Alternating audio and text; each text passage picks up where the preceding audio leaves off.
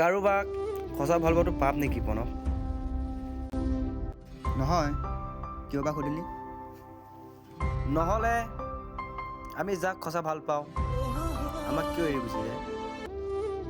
আজিকালি ভালপোৱাবোৰ এনেকুৱা, টকা পইচা বা ভাল চেহেৰা নহ'লে কাৰো প্ৰিয় হ'ব নোৱাৰা।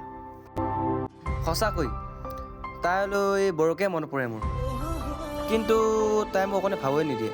যোৱাকালি ৰাতি কল কৰিছিলোঁ, SMS-ও দিছিলোঁ, কলটোও ৰিচিভ নকৰে, SMS-ও ৰিপ্লাই নকৰে। কিন্তু কি কৰিম কওক? এতিয়া কি হা? যেতিয়া জীএফ লগত আছিল তেতিয়াচোন অকল কথা পাতি থাক। তেতিয়া আমি কোন চিনি পোৱা নাছিলোঁ।